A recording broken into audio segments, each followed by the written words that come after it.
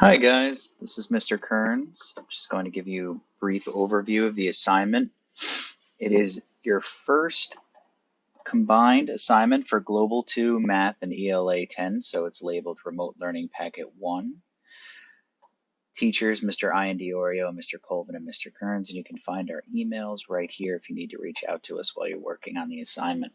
There's one overarching theme that you're going to work under for all three classes, and that is what was war like during World War I and how did it affect those involved, okay? Global studies. Objectives. Describe the characteristics of World War I warfare and explain the effects of these characteristics on those involved. So for the first portion of the assignment, he wants you to examine the images below here and answer the questions. It tells you where these take place. You can see soldiers here. Two very different styles of warfare. Sentence stems to help you if you're having trouble getting your answers started. You're going to answer these focus questions having to do with those images. Best practices box here. Please don't write sentence fragments. And try to include subordinators like because or as well as and things of that nature to improve your sentence structure. Okay? You're going to use the articles that follow this. So I'll show you those in a second. They're on pages 4 through 10 to answer these questions. All right. And these are the articles involving industrialization. You have a graph here with a description. All right. Total war. And make sure you look at the images as well, because they will clarify anything that you might be having trouble understanding. Continue on here. You'll be seeing these images.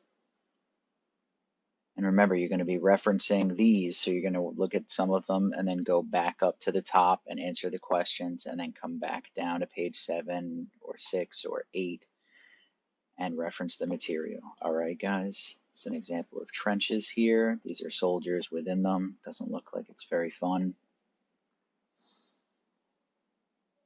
And so on and so forth. Okay.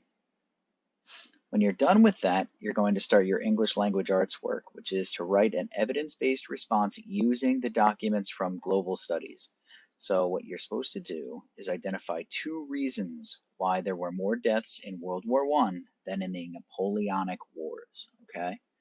2 reasons why there were more deaths, and explain why, how those reasons resulted in more deaths in World War I. And you're going to reference, it says here, you must cite the document by page number in your response. So if you're using a document on page 6, at the end of your reference or your direct quote, you're going to put document number 6. Okay? Afterward, we have a poem by a soldier called How to Die. You're going to answer the following questions. Explain in your own words what the author is conveying in the first stanza, which is right here. And the arrow will help you to guide you to that. The first stanza of the poem. And the second one, explain in your own words what the meaning of the second stanza of the poem is, including the last line, which is with due regard for decent taste. I give you the definition of a simile here, and I want you to identify 2 examples, there are 2, in the poem, and tell me how the use of simile helps you to understand the author's message in the poem. All right, we're going to give you a little bit of a spoiler here. The overall message of the poem has to do with dying in an honorable way, okay? That's not the exact answer, but it's a good hint for you to guide you to what the central idea of that poem is. We move on to math. Mr. Colvin's work is the analysis and graphing of World War I casualty and wounded data, all right? You see the countries here. These are all the countries that were involved. You have the number of dead due to the war here with the total number on the bottom. Wounded, same thing. Total, which is the combined dead and wounded. So it's the total number of the combined amount. Don't confuse that with the bottom total here. And the percentage of the people who were casualties, which is dead and wounded. All right. He's going to ask you a series of pointed questions that you're going to have to use the chart to answer. For example, when looking at tables, explain the difference between rows and columns. There are these and there are these. Which ones are rows and columns? Explain in your own words how the casualty percentage last column is calculated. All right. Why do you think the United States casualty percentage was so low compared to the other countries? So you're going to have to make an inference here and use your prior knowledge to try to understand, or try to convey, I should say, why the US had less casualties in that war. And so on and so forth as you continue on, okay? Down here, Mr. Colvin has you doing mean and median. If you don't remember what the definitions of these are, you can reference them easily on the internet, okay? But he tells you mean, add up all the numbers, median, put the numbers in order from lowest to highest, and then he tells you in step 3 how to find the median. Using the values in the total column in the chart above, remember, we're ignoring the outliers. Calculate the mean and median, okay? So total column, he didn't say total row. Keep that in mind.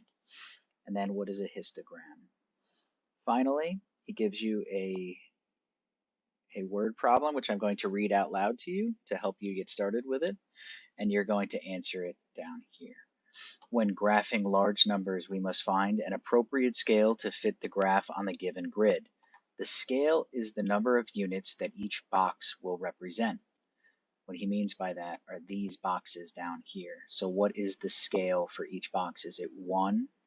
Is it 1,000? Is it 10,000? Etc., etc. You have to come up with an appropriate scale, okay? Once we find our scale, it is very important that each box must represent some number units, or same number units, rather. So each box will be the same amount going up. The easiest way to do this is to divide the largest number by the number of boxes we have on the y-axis and round up to a nice number. For example, if we divide the largest number by the number of boxes and get 450, we would round that to 500 because it's an easier number to count by than 450. If we create a histogram using the total column, remember we are ignoring outlier countries from question 5, and our graph grid has 20 boxes on the y-axis, up and down. What would be an appropriate scale? Okay. Remember, outlier is something that's totally different than the particular group or set. So we're going to ignore all of those things that are totally different. Ignore all outliers. All right. You're going to answer his question right here. And then the pointed questions down here, which you're going to still be using the chart for, by the way. Okay. And then his question there, and on to the graphing portion. Draw a histogram using the total column, ignoring the outliers from question 5. And 11, using the table, draw a histogram representing the number of wounded soldiers by country. It has that here, okay?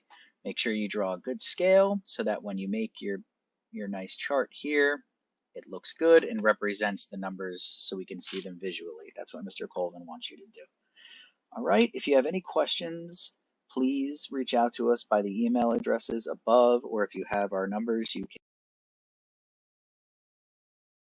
And good luck, everybody. Thanks.